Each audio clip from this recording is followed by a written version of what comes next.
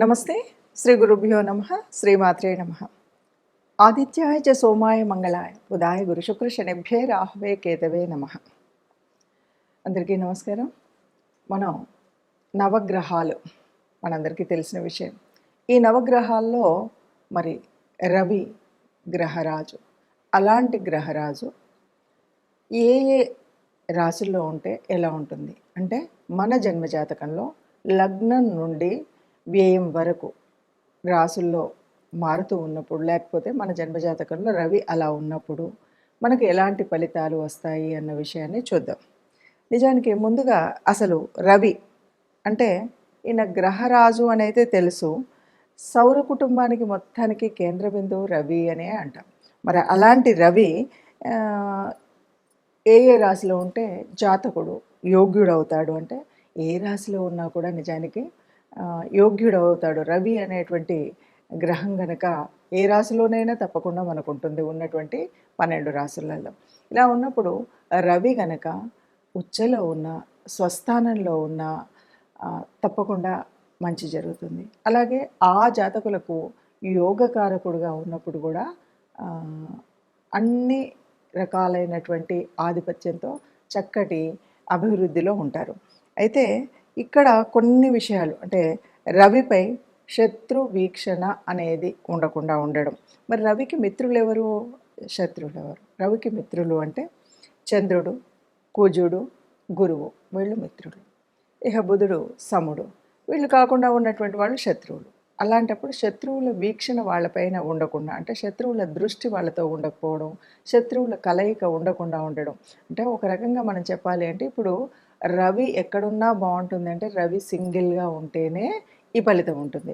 మిత్రస్థానాల్లో ఉంటే బాగుంటుంది, ఉచ్చస్థానంలో ఉంటే బాగుంటుంది, స్వస్థానంలో ఉంటే మనకు ఫలితాలు బాగుంటాయి. అయినా కూడా ఎలా ఉంటాయో మనం చూడొచ్చు.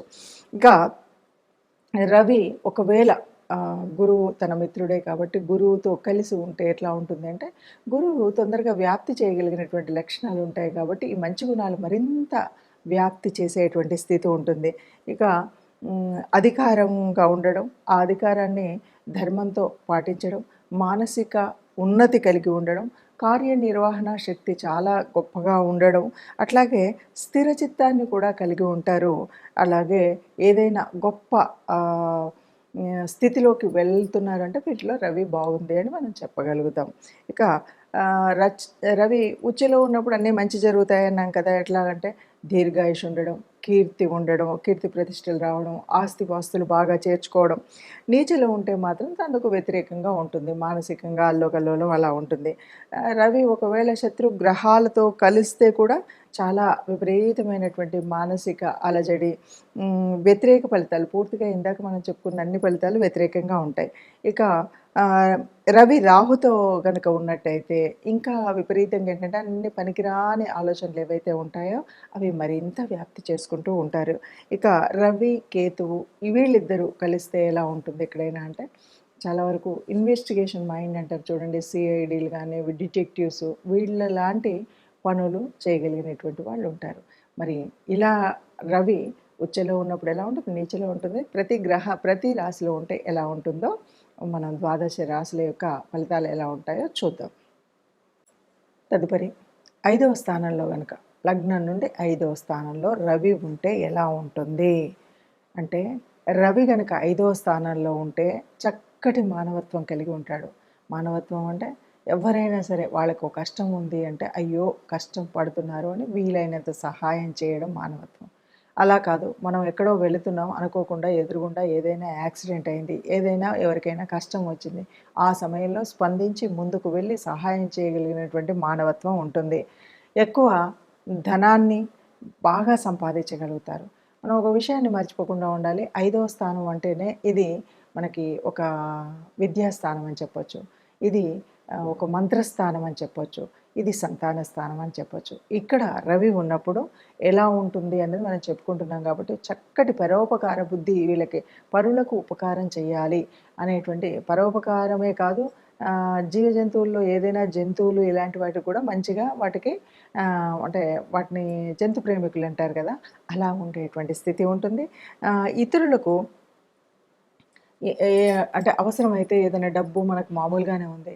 వాళ్ళకేదో చిన్న పిల్లోడు మన పక్కనే ఉన్నాడు. వాడికి చదువు కోసం కావాలంటే అస్సలు ఏ మాత్రం సంశయం లేకుండా వాళ్ళ కోసం ఆ డబ్బును వెచ్చించడానికి సిద్ధంగా ఉంటారు. అయితే ఇక్కడ ఒక నా పాజిటివ్ పాయింట్ ఏంటంటే రవి గనక పంచమంలో ఉంటే ఇలా మీరు ఎవరి కోసమైనా చదువు కోసం వెచ్చిస్తే అదృష్టం ఏంటంటే అంతకు పదింతలు సంపాదించగలుగుతారు. ఈ 5లో రవి ఉన్నవాళ్ళు ఎవరైనా పిల్లల కోసం, చదువు కోసం కానీ, ఇంకేదైనా అవసరార్థం వీరు ఖర్చు పెట్టినట్టయితే ఎంత ఖర్చు పెడతారో అంతకు పదింతలు సంపాదించేటువంటి శక్తి వీళ్ళకుంటుంది. ఇక ముఖ్యంగా ఆహ్, ఈ జాతకులకు ఆహ్, అంటే వివాహం జరిగి పిల్లలు, సంతానం ఉంటారు కదా! ఈ సంతానం ఉంటే గనక దినదినాభివృద్ధి కలుగుతుంది. అంటే సంతానం కలిగిన తర్వాత. అంటే కొంతమందికి ఎట్లా ఉంటుందంటే, మా అబ్బాయి పుట్టిన దగ్గర నుండే మాకు ఈ అదృష్టం ఉందండి అని చెప్తూ ఉంటారు గదా! అలాగా వీళ్ళకి తమ సంతానం కలిగిన తర్వాత అక్కడ నుండి అదృష్టం చాలా పెరుగుతుంది. చక్కటి దినదినాభివృద్ధి అన్ని రంగంలో గానీ, వాళ్ళకు సమాజంలో పేరు కానీ, ఇంటా బయట అంతటా కూడా ఉన్నతమైనటువంటి ఒక పేరు ప్రఖ్యాతులతో, కీర్తి ప్రతిష్టలతో, ధనధాన్యాలతో అభివృద్ధి చెందేటువంటి స్థితి సంతానం కలిగిన తర్వాత వస్తుంది. ఇక వీరికి దీర్ఘాయుష్షు కలిగి ఉంటుంది. ఏ రకమైన రోగం రష్టీ లేకుండా చక్కగా ఉంటారు. అధికారుల వల్ల మంచి పేరు ప్రతిష్టలుంటాయి. ప్రభుత్వం వల్ల కొన్నిసార్లు ప్రభుత్వం కూడా గుర్తిస్తుంది కొంతమందిని. వీడు చేసినటువంటి పనుల వల్ల గానీ అలాగా ప్రభుత్వం వల్ల గానీ, ఇంకా ముఖ్యంగా సాధు సంతులు ఉంటారు కదా! ఈ సాధు సంతుల వల్ల గూడా వీరికి మంచి లాభం చేకూరే విధంగా ఉంటుంది. సాధు సంతుల యొక్క దీవెనలు వీళ్ళకి దొరుకుతాయి. సాధు సంతుల యొక్క అభిమానం కనిపిస్తుంది. అంటే ఇటు పెద్దల నుండి, అధికారుల నుండి, ప్రభుత్వం నుండి, సాధు సంతుల నుండి చక్కటి ప్రేమ, అభిమానం, దీవెనలు దొరికేటువంటి స్థితి ఎవరికి ఉంటుంది అంటే ఎవరికైతే పంచమంలో రవి ఉంటారో వాళ్ళకి దొరుకుతుంది. అంతేకాదు పేరు ప్రతిష్టలతో పాటు ఆర్థిక లబ్ధి చాలా పొందుతారని చెప్పొచ్చు. మనం ఇప్పటివరకు చూసాం కదా! మరి ఒకవేళ రవి గ్రహం అనుకూలంగా లేదు అని మనకేమీ జ్యోతిష్యం రాదు, ఏం రాదు ఎలా తెలుస్తుంది అంటే ఆహ్, మన పైన ఉన్నటువంటి అధికారులు గాని, మన పైన ఉన్న పెద్దలు గాని, మన మీద అనాదరణ చూపెడుతున్నారు అంటే ఏదో రవిలో మనకు కొంత ఇబ్బంది కలుగుతుంది అని ఒక అర్థం. అలాగే మనం చేస్తున్నటువంటి పనులు ఏవైనా ఉన్నాయనుకోండి, ఇల్లు కట్టడం ఇలాంటివి ఉన్నప్పుడు అనుకోకుండా అన్నీ బావున్నాయి అనుకున్నా కూడా ఆగిపోవడం లాంటివి ఉంటాయి కదా! ఈటి వల్ల కూడా మనకు రవి గ్రహం ఏదో ఇబ్బందిలో ఉంది. అంటే మనకున్నటువంటి మన జాతకంలో మంచి స్థానం కాకుండా గానీ, గోచార రీత్యా గానీ, ఇలాంటి మార్పులేదో ఉంది అని మనకు తెలుస్తుంది. అట్లాగే ఆర్థిక ఇబ్బందులు ఉన్నప్పుడు గూడా మనకి ఈ విషయం తెలుస్తుంది. ఇక మరి ఇలా తెలుస్తుంది కాబట్టి ఏం చేయాలి మనం? అంటే రవి గ్రహం యొక్క ప్రసన్నత పొందాలి అంటే మనం ఏం చేయాలి? అనగానే రవి ప్రత్యక్షంగా కనబడేటువంటి గ్రహరాజు సూర్యనారాయణ మూర్తి. ప్రతి ఉదయం కూడా ఆ సూర్యుడి కంటే ఉదయం లేవడం, స్నానం చేసిన తర్వాత సూర్యుడికి అర్ఘ్యం వదలడం, సూర్య నమస్కారాలు చేయడం, వీటితో పాటు ఆదిత్య హృదయం చదవడం. ఇలాంటివి గనక ప్రతినిత్యం మనం చేసినట్టయితే తప్పకుండా మనకున్నటువంటి ఏదైనా అంటే మనకు సూర్యగ్రహం అనుకోకుండా శత్రుగ్రహంతో కలిసింది, నీచలో ఉంది, లేకపోతే గోచారం రీత్యా వచ్చినటువంటి మార్పుల వల్ల కొంత ఇబ్బందిగా ఉంది అని అనుకున్నప్పుడు తప్పనిసరిగా మనం ఇలా ఆ సూర్యుడికి సంబంధించినటువంటి స్తోత్రాలు వినడం, చదవడం, పారాయణ చేయడం, అలాగే మరి ప్రతినిత్యం కూడా నవగ్రహాల్లో ఉంటుంది. జపాకుసుమ సంకాశం కాశ్యపేయం మహాధృతిం తమోరిం సర్వ పాపఘ్నం ప్రణతోస్మి దివాకరం అంటూ చదువుతాం కదా! మీకు వీలైనన్ని సార్లు చదువుకోవచ్చు. ఇలా దివాకరుడికి సంబంధించినటువంటి శ్లోకాలను లేకపోతే మనం సూర్యుడి యొక్క ద్వాదశ నామాలుంటాయి. వాటి ద్వారా మనం సూర్య నమస్కారాలు చేయడం కానీ, ఆ ద్వాదశ నామాలను చదువుకోవడం కానీ, ఇవి తప్పనిసరిగా మనం చేసినట్టయితే ఉన్నటువంటి కష్టాలు తప్పకుండా పోతాయి. ఇక కొంతమంది ఈ వజ్రాల్ని వాటిని పెట్టుకోవడం అని ఉంటుంది. అయితే ఇది కాస్త చూసి నిపుణుల చేత మళ్ళీ ఒకసారి అంటే బాగా తెలిసినటువంటి మనకు జ్యోతిష్యుల పండితుల దగ్గరికి వెళ్ళి తెలుసుకొని పెట్టుకోవాలి. ఎందుకంటే అన్ని సమయాల్లో కూడా మనకు ఎంత గ్రహరాజం అయినప్పటికి కూడా అన్నీ మనకు అంత తొందరగా పడవు. కాబట్టి అది చూయించుకొని పెట్టుకోవడం. ఇక దీంతో పాటు ఇంకా మనం ఏమైనా దానాలు, ధర్మాలు ఏమైనా చేయాలంటే తప్పకుండా చేయాల్సిన పని ఉంటుంది. అలాగే దీనికి సంబంధించినటువంటివి అంటే సూర్యుడికి సంబంధించినటువంటి ధాన్యం గోధుమలు. కాబట్టి ఈ గోధుమల్ని నానబెట్టి గోమాతకి తినిపించడం.